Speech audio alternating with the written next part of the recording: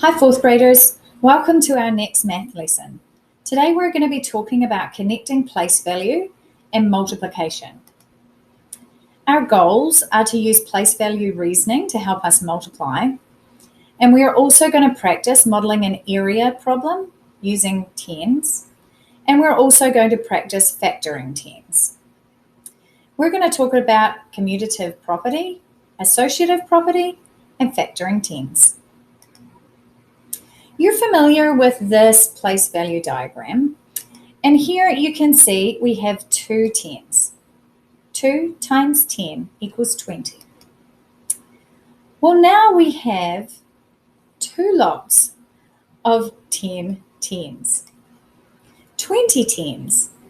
We can write this as 20 times 10, or we can write this as 10 times 20. Now, using what we know of place value, we know that 10 times 20 equals 200, because 10 times 2 tens is 200s. Remember from our base 10 pattern that every place is 10 times greater than the one to the right. So 10 times 1 is 10, and 10 times 10 is 100. And here we have two lots of 10 times 10, which gives us 200s. Now, another way that we can show the relationship between place value and multiplication is we can use properties. And you might be thinking, properties, what does that mean? Well, Mrs. Wade explained a little yesterday also about associative property, which is when you take 10 times 20, like we just did before, and you split the 10 and the 20 into their factors. So here we have 10 times 2 times 10. So we've split the 20 into 2 times 10, the two factors that make up 20. Okay? And the associative property says that we can take the numbers that are grouped here in the brackets, 2 times 10, and they are kind of joined or grouped together, kind of like that. I always think of like, who do I associate with or have a group hug with? Okay? So we've got 2 times 10. But the associative property means that we can actually take these three numbers, 10 times 2 times 10, and it doesn't matter if we group the 10 and 2 together and associate those numbers together. It's not going to change our product if we group the numbers differently, okay?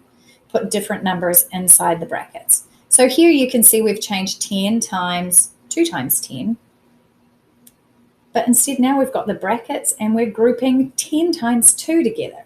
Okay, we've just used associative property to group these numbers together. That's one property.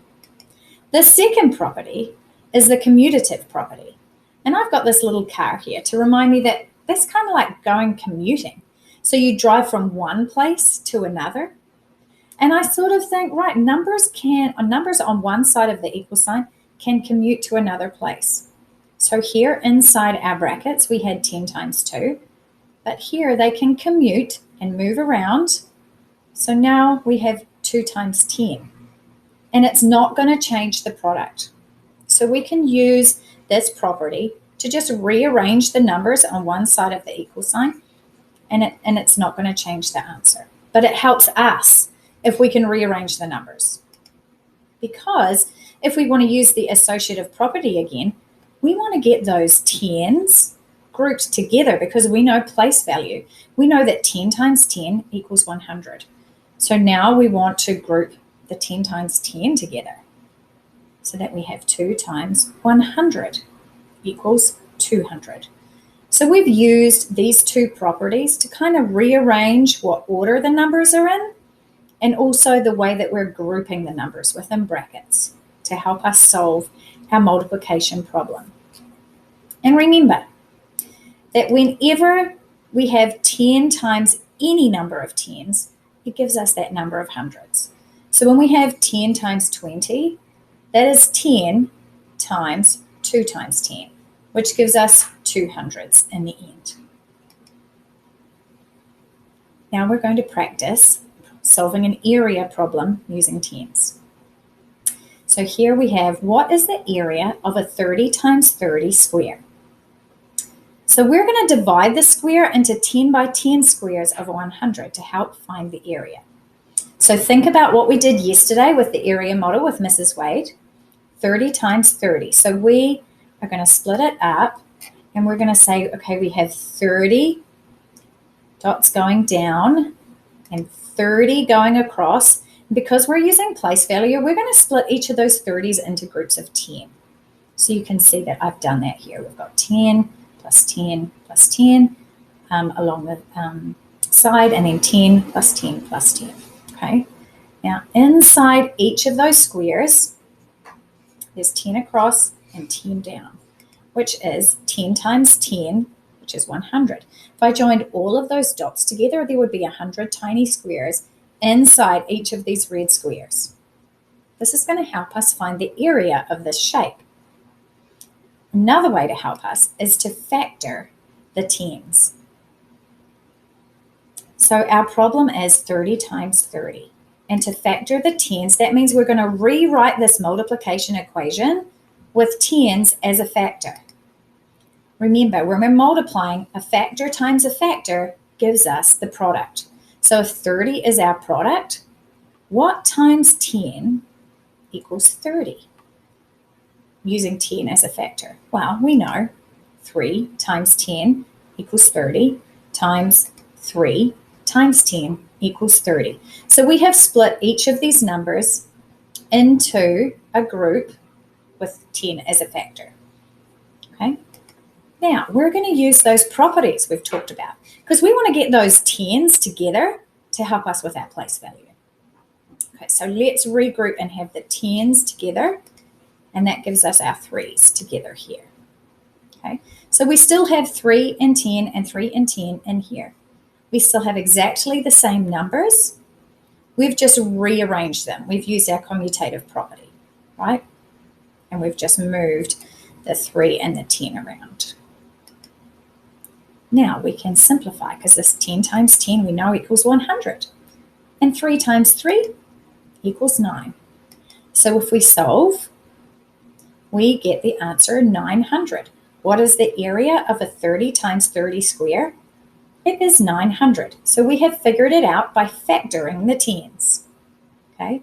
We can also double check just by looking at our area model here, and we could count the squares that we've got here. We've got 100, 200, 300, 400, 500, 600, 700, 800, and 900. We can do this. Let's just quickly review the steps for factoring tens. You are going to need to do this in your activity pages today. So using our 30 times 30 example, step 1, we just split those 30s into factor. They're 2 factors with 10 as a factor. Okay, so 30 is 3 times 10 times 3 times 10. Okay, then we use our commutative and associative properties. 3 times 3 times 10 times 10. And we're going to simplify that. 3 times 3 is 9, 10 times 10 is 100. And our final product is 900. Now, because we're probably pretty good at that, I'm going to show you Puzzle Penguin. Because Puzzle Penguin has also attempted to factor some tens with a slightly different problem. Puzzle Penguin has tried to solve 20 times 20 by factoring tens. So you can pause the video here, have a look at this, maybe talk with your classmates and your teacher about whether or not Puzzle Penguin has written the factoring steps correctly here for factoring tens. Welcome back. Now, hopefully what you realized is that if we're following the steps for factoring tens, Puzzle Penguin actually did a pretty good job by grouping the 2 and 10 for 20 and 2 times 10 for 20, and then reorganizing those using the properties. So we have 2 times 2 and 10 times 10, which gives us 4 and 100. But hopefully you noticed that Puzzle Penguin did actually make a mistake because he has used the plus sign instead of the multiplication sign. And we are multiplying here. And it's really important that we don't get that confused, because Puzzle Penguin has then said that 4 plus 100 equals 104. So Puzzle Penguin is saying 20 times 20 equals 104. Is that reasonable? No, it's not. We need to use the multiplication sign so that we are multiplying these steps of the equation. So we would get 4 times 100, which would give us a final answer of 400. 20 times 20 equals 400. So Puzzled Penguin almost wrote the steps correctly. So just make sure in your work that you are also using the right sign for the operation you're using. And we are multiplying when we are factoring tens. Okay. Today you are going to complete pages 43 and 44. And I know some of you, your photocopying doesn't show the page numbers at the bottom. So you need to make sure that you are working on the page that has 2-2 at the top, because this is Unit 2, Activity 2. And you can see that we have worked through talking about the different properties and using place value. And question 1, you are going to work through using those properties to move some numbers around and figure out the final product of 10 times 50. You also have an area problem for question 2, 3, and 4 to solve. And then question 5, you are factoring tens. And then question 6, you're going to explain how you know that 20 times 30 equals 30 times 20. Think about the work you did yesterday and today in math. Have fun.